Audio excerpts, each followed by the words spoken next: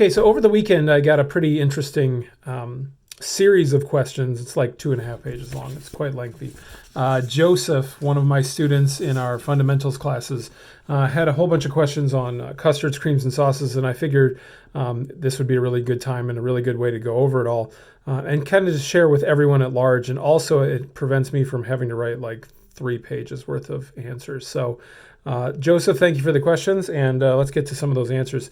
He asks, are there any particular rules, guidelines, or things that you should look for at a given time when making stirred or baked custard? So let's start with stirred custards. These are your stovetop custards, and usually when I think of that, we think of creme anglaise, any kinds of tempered egg products that you only cook to about 185 degrees.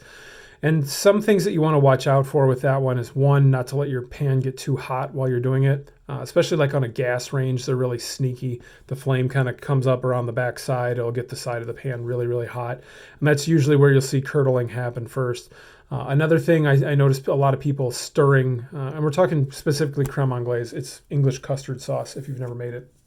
It's basically milk and sugar thickened with some egg yolks, but I noticed people stirring it at the end stages with a whisk still, and I think that's a really bad idea. The reason I think so is a whisk kind of acts like scratching fingers, and if those fingers just remove just a little bit of the product from the bottom of the pan, that product will get, the leftover product will get hotter and it will tend to curdle faster. So towards the end of the cooking, past after you've added your eggs back in to be tempered and fully cooked into the product, you want to make sure that you switch over to a rubber spatula. That one helps out.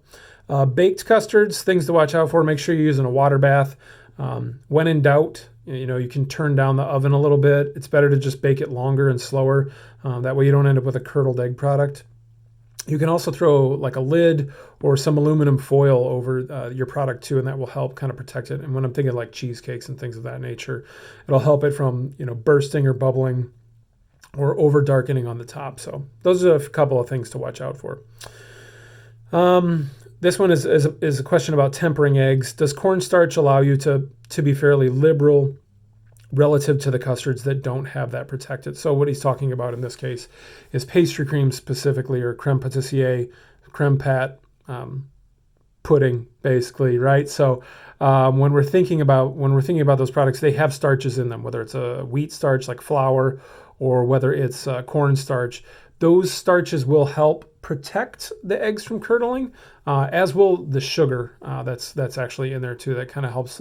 It breaks up the proteins a little bit and prevents them from coagulating so fastly, or at least coagulating in a way that we don't want them to. Because no matter what, if we bring it to a boil, it's good. Those proteins are going to coagulate, right? So coagulation is nothing for proteins other than it's changing states for most cooks in our brains, right? So it's going from that liquid state to a solid state. And cornstarch will help break that down. It also, and I think my answer to him was that I was pretty aggressive when I add hot liquids into my eggs for tempering. Just be sure to whisk really well in between the additions.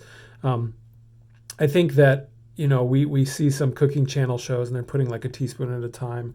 I mean, if you're tempering a cup of liquid, maybe that's fine. But usually when we're in the pastry kitchen, we're doing a quart of something or more at a time. And usually you can add like a cup of hot liquid into your egg mixture, especially if it's for creme pâtissier. And you have the starches in there and you have the sugars in there. You can whisk those right in. There shouldn't be really any problems with that one. He also had questions on the next one. Do you adhere to the rules that we use in the book with whole eggs or egg yolks? Do you follow any temperatures that aren't standard in the book? So the book that we use says 185 for full protein coagulation in eggs. That is correct. I tend to pull most of my products, especially if you're only cooking to 185, right? And if we remember right, 212 is boiling temperature, right? So that's your full on rolling blop, blop, blop in the pan is at least 212. It can even go past that. But when we're cooking creme anglaises and just the stirred custards on the top of the stove that we're not going to bring to a boil, 185 is where we want to go. Past that, that's when we get that, we call it scrambled eggs, but it looks like really gritty. What happens is all the proteins bond together. They squeeze really hard. There's a process called syneresis that happens. It squeezes all the water out of there, and all the water just kind of leaches out, and you're left with really nasty looking like egg drop soup, basically. That's what you want to avoid in that case. So I think 185 or 180 to 185 is really good. I pull most of mine at 180 degrees because of carryover cooking. It just gives you a little bit of an insurance policy. Usually by 180, your stuff's pretty thick, right? And yes, you can do check the back of the spoon and make sure it's thick. I like thermometers. We own them for a reason.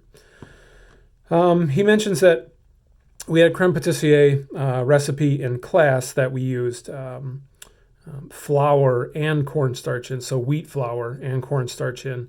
And he really liked the texture of that. The reason that we put the wheat flour in it in the beginning was to give it a longer elasticity on the palate. I kind of like, I know this is terrible, but like that canned pastry cream that they put in donuts, that's like shelf stable. It's terrible. And you've all eaten it. If you've had a Bavarian cream donut, you've eaten it, right? But it has that stretchy kind of quality to it. And I'm pretty sure they get that from a modified food starch, but we can mimic that stretchy quality by adding flour to our pastry cream instead of just all cornstarch. He wanted to know the ratio on it.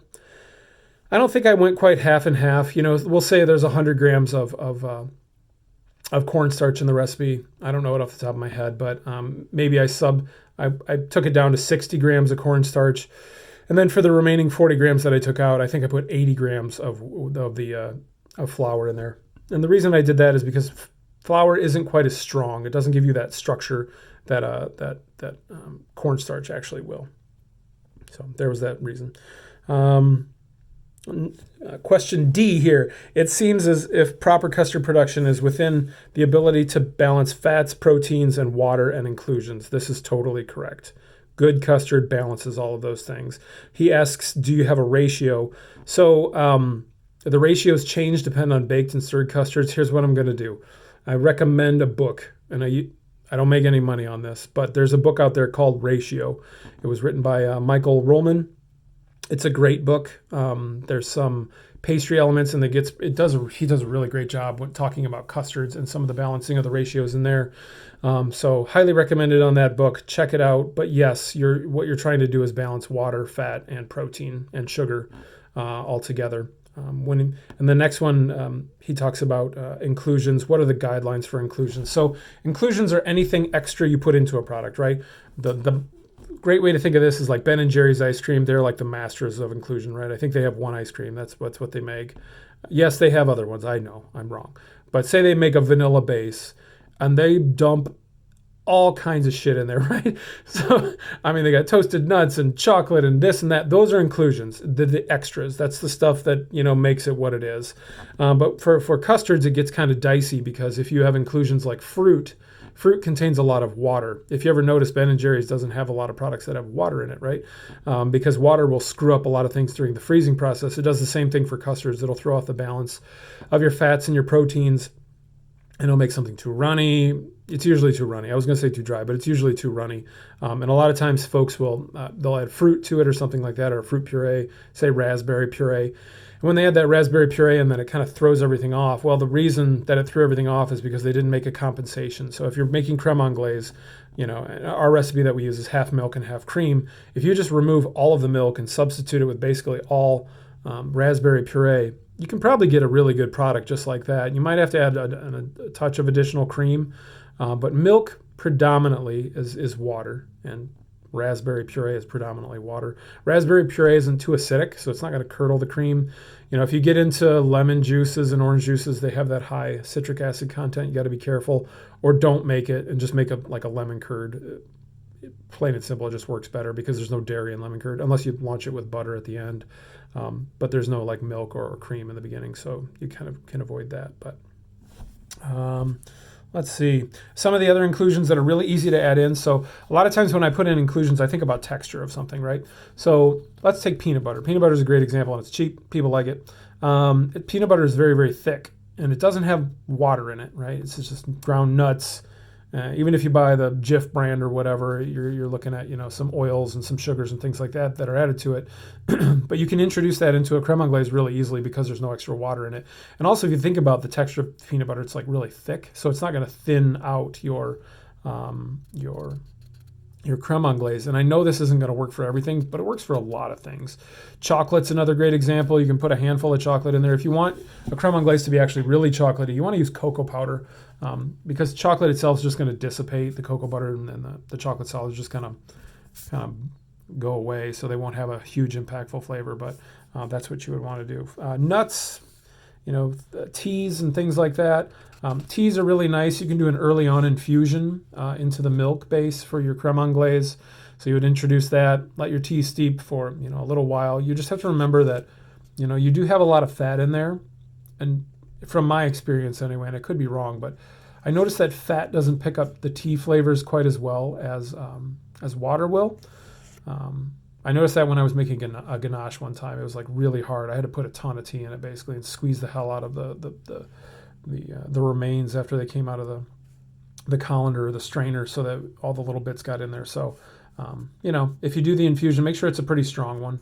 Make sure you can taste it, but it's not bitter. So that's another part. You can taste this stuff too. If you think it needs more, you just taste it and add more. Let's see. Those were the parts of the questions there. Last question: souffles, awesome or overrated? I like souffles.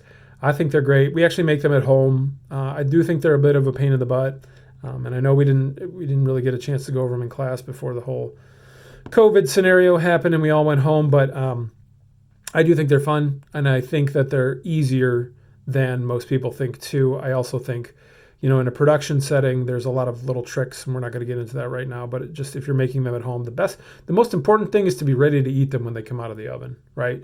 Like, you have to have a process. They come out of the oven, they're glorious, and in 3 minutes they're gone. So if you're doing it in a restaurant, you need to know how to go from point A to point B to serve that immediately. Same thing goes for home. If you're doing it at home, be ready.